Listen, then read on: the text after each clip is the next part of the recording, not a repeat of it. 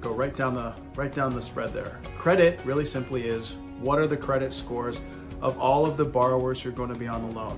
The credit scores are not averaged. So if there's multiple people on a loan and one person has an 800 credit score and the other person has a 650 credit score, by definition, they're going to use 650. Reason being, if the 800 person comes off the loan at any time, for whatever reason, that loan itself is stuck with the 650 borrower. So they're going to always default. There's no averaging. Credit scores, generally speaking, you want to have credit that's above 680 because that gives you the best chance to dictate what you want to do on a loan and how much you want to put down, etc. You can usually get loan approvals for upwards of 620. You can also get approvals for credit scores of below 620, but I'd argue that you should probably work on your credit before you buy a house if your credit's lower than 620.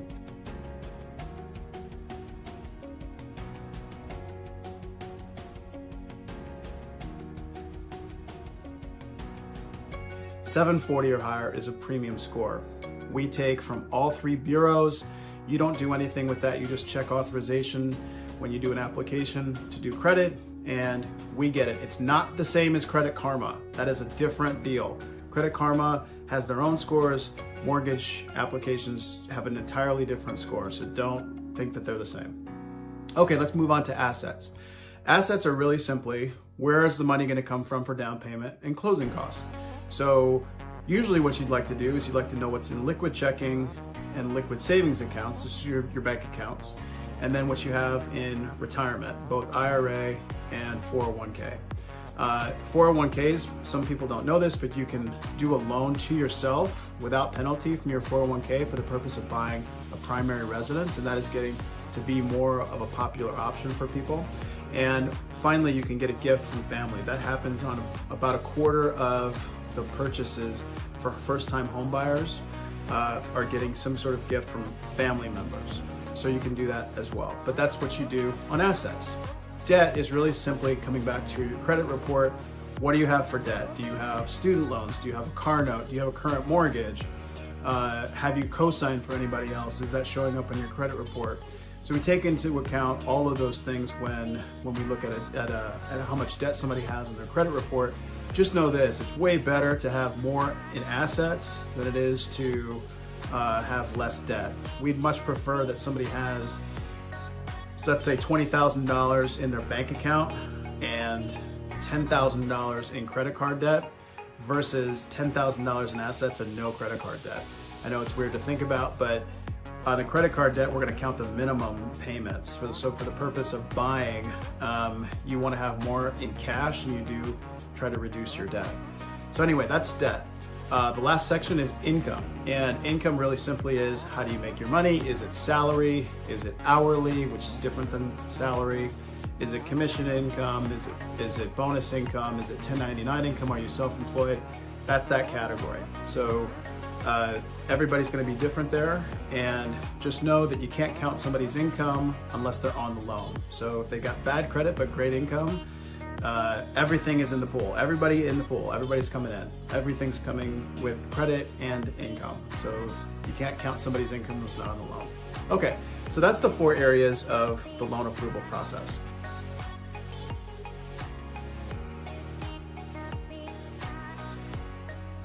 Now the players, same thing here. There's 4 different people that work for you when it comes to getting your loan from beginning to end. We'll use them in 4 stages. First stage is the loan officer or the mortgage consultant. I'm like your advocate. I'm like your agent. As you guys most know, I'm a retired professional baseball player. I'm like your agent. So share with me hearts and minds, thoughts and feelings, and we'll go through the process together. You speak to me, you text me, you call me. I am a point of communication, especially heavily up front and heavily in the back. I'm up front, mortgage consultant, first person. Second person is the processor. They are entirely in charge of loan documents. That is their sole job. They don't do anything else. You also talk to them, you email them, you're not going to text them, but you're going to communicate with myself and the processor. That's stage 2. Stage 3 is the underwriter. You won't very likely speak to the underwriter. That's the person that's going to take a look at you on paper. They're gonna check the automated risk software that we run up front, and they're gonna say, does what we have documentation-wise, does it match what these folks are as entered on the application? We'll see what the risk software says. They are the ones that approve your loan, not the loan officer. Loan officer is your advocate. The underwriter is the impartial decision maker, okay? The loan will, generally speaking, stay there for a little bit and bounce back and forth, and I'll get into that in a second, between the processor and underwriter. And then it goes into stage 4, which is the closer. The closer, again, you won't speak with. It is somebody who's gonna send, click send on the money, and they're gonna be the ones that provide the loan officer with your final cash to close, which they're gonna send to you, and you're probably gonna discuss a little bit, and anyway, you won't speak to them too, but that's stage 4. And that stage 4 closer only happens when you are clear to close and done with the underwriting process, okay? So those are the 4 people that deal with your loan and closing it up. That is your team as a buyer, okay.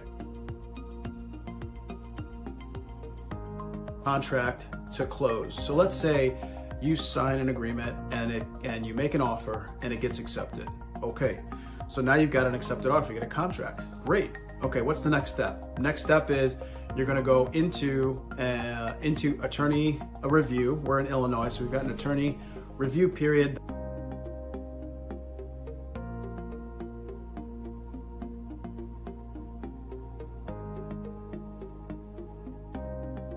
So the first thing that happens after you do a contract is you're gonna do a home inspection. And the home inspection is your first place where you've got an out-of-pocket expense. Expect to pay $250 on average for a home inspection.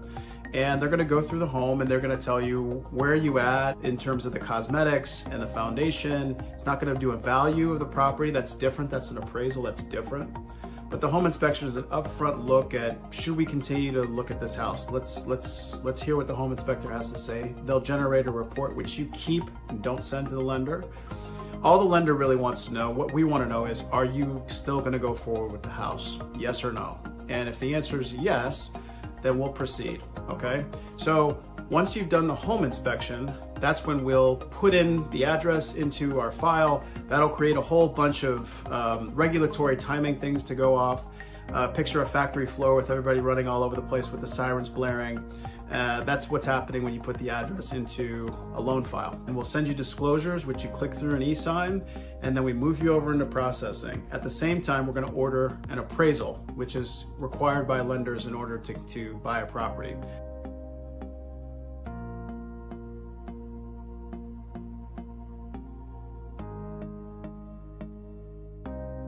So that loan file is going to go over from us in stage 1 to the processor in stage 2. Stage 2 is they're going to take a look at what documents are in there, request anything that's not there that needs to be there for your type of profile on the income side.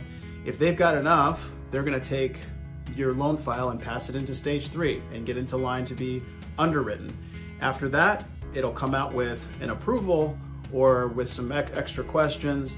That's the ideal outcome anyway. And from stage 3 to stage 2, it's going to pinball between stage 2 and stage 3 with clearing all of the conditions that come out of underwriting. Those are the things that the underwriter asks for in order to be completely done and have a clear to close.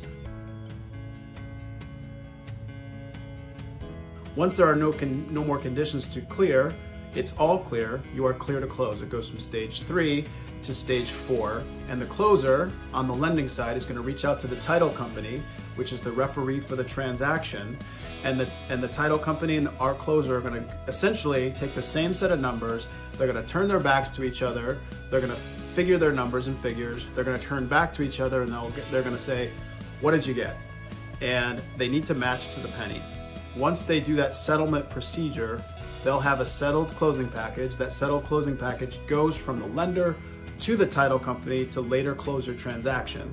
In the meantime, I'm going to put my hand up when I see that happen and say, can I see the final closing disclosure, the loan document that has your cash to close on it? They're going to send it to me. I'm going to send it to you. We're both going to review it, make sure that it's correct. It can be amended. Sometimes it is amended. And we're going to make sure, are all the credits there? Is everything correct, basically? And are we prepared? when it comes time to bring cash to close, you're always going to want to bring a little bit more than what the cash to close is saying on that document. Reason being that number can change as late as the day of closing, sometimes correctly, because sometimes people make mistakes. You've got lawyers doing math, you've got people that have 30 and 40 files a day that are working. Sometimes people make errors, and you want to make sure that you've got an overfunding of your closing, because title companies, generally speaking, won't take personal checks. They definitely don't take cash, and you want to make sure you've got more than enough there. When I say more than enough, it depends on how much you're bringing for cash to close. Generally speaking, having a cash to close figure, let's say, for example, in the $20,000 range, you might want to have 10% more, 5 to 10% more. If your cash to close is $100,000, you might want to have $10,000 more, give or take. Depends on a lot of different things, but that is, generally speaking, you want to be overfunded and be done, because you don't want to be short on your closing day. Okay, that is your whirlwind first-time homebuyer course. I hope that you loved this segment of Home Biology. Feel free to reach out to me at jody.gerut@phmloans.com.